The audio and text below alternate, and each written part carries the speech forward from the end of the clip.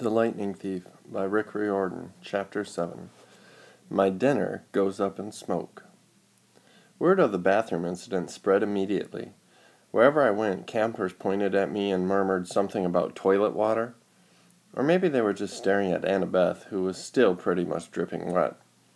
She showed me a few more places: the metal shop, where kids were forging their own swords; the arts and crafts room, where satyrs were sandblasting a giant marble statue of a goat man; and the climbing wall, which actually consisted of two facing walls that shook violently, dropped boulders, sprayed lava, and clashed together if you didn't get to the top fast enough.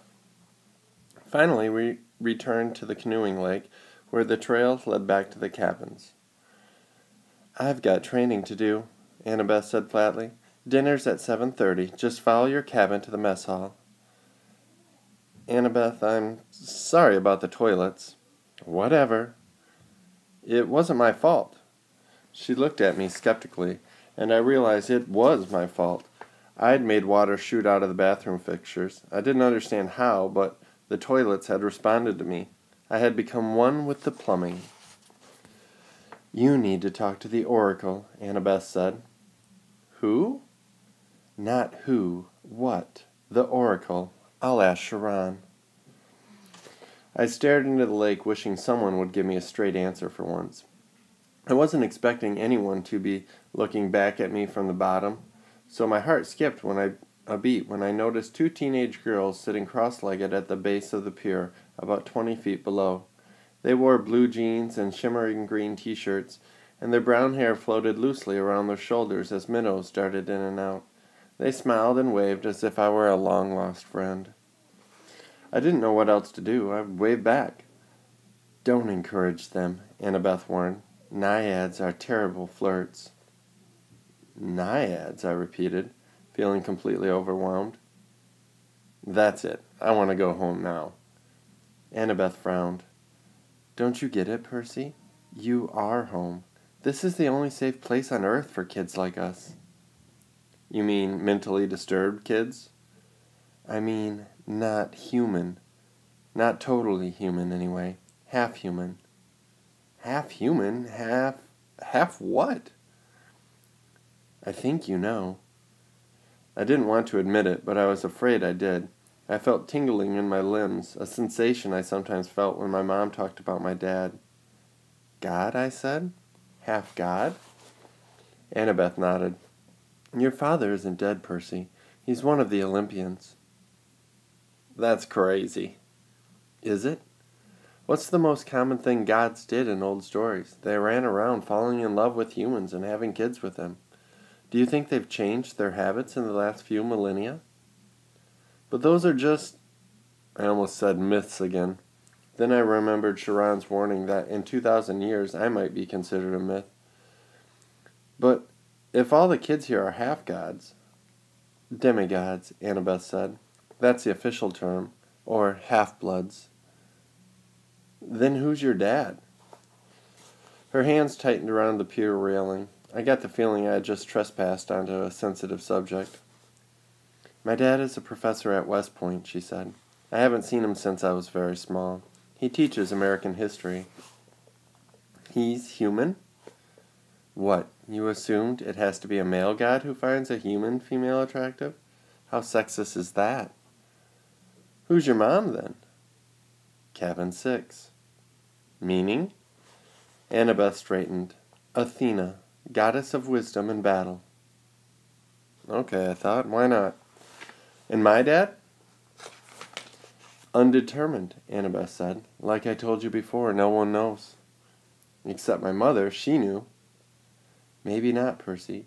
Gods don't always reveal their identities." "My dad would have. He loved her." Annabeth gave me a cautious look. She didn't want to burst my bubble. "Maybe you're right. Maybe he'll send a sign. That's the only way to know for sure. Your father has to send you a sign claiming you as his son. Sometimes it happens."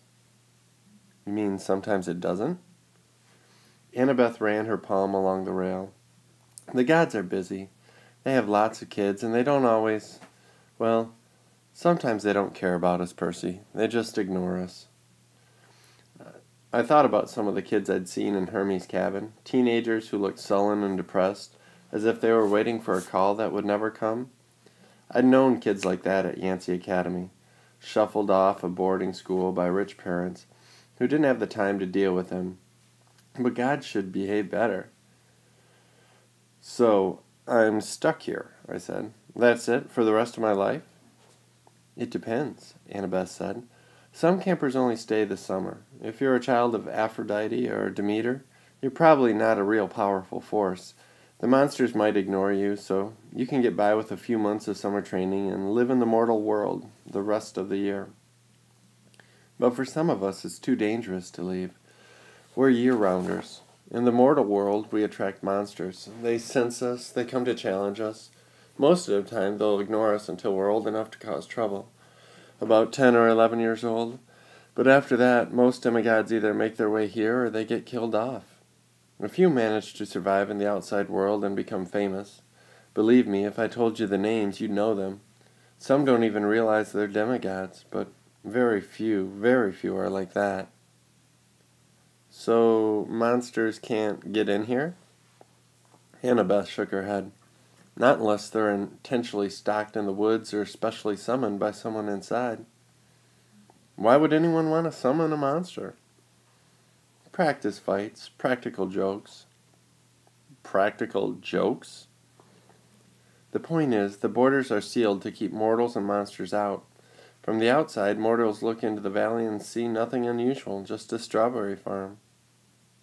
So, you're a year-rounder. Annabeth nodded. From under the college of her t-shirt, she pulled a leather necklace with 5 clay beads of different colors. It was just like Luke's, except Annabeth's also had a big gold ring strung to it, like a college ring. I've been here ever since I was 7, she said. Every August on the last day of summer session, you get a bead for surviving another year. I've been here longer than most of the counselors, and they're all in college. Why did you come so young? She twisted the ring on her necklace. None of your business. Oh. I stood there for a minute in uncomfortable silence. So, I could just walk out of here right now if I wanted to? It would be suicide, but you could, with Mr. D's or Sharon's permission.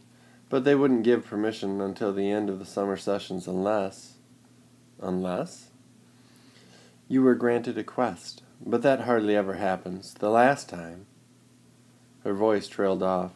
I could tell from her tone that the last time hadn't gone well. Back in the sick room, I said, when you were feeding me that stuff, ambrosia. Yeah, you asked me something about the summer solstice. Annabeth's shoulders tensed. So you do know something. Well, no. Back at my old school, I overheard Grover and Sharon talking about it. Grover mentioned the summer solstice. He said something like, we didn't have much time because of the deadline. What did that mean? She clenched her fists. I wish I knew. Sharon and the satyrs, they know, but they won't tell me. Something is wrong in Olympus. Something pretty major. Last time I was there, everything seemed so normal. You've been to Olympus? Some of us year-rounders, Luke and Clarice and I, and a few others, we took a field trip during winter solstice. That's when the gods have their big annual council. But how did you get there? The Long Island Railroad, of course. You get off at Penn Station, Empire State Building, a special elevator to the 600th floor. She looked at me like she was sure I must already know this. You're a New Yorker, right? Oh, sure. As far as I knew, there were only 102 floors to the Empire State Building, but I decided not to point that out. Right after we visited, Annabeth continued, the weather got weird, as if the gods had started fighting. A couple times since, I've overheard satyrs talking. The best I can figure out is that something important was stolen, and if it isn't returned by summer solstice, there's going to be big trouble. When you came, I was hoping. Athena can get along with just about anybody, except for Ares. And of course, she's got a rivalry with Poseidon. But aside from that, I thought we could work together. I thought you might know something. I shook my head. I wished I could help her, but I felt too hungry and mentally overloaded to ask any more questions. "I've got to get a quest," Annabeth muttered to herself.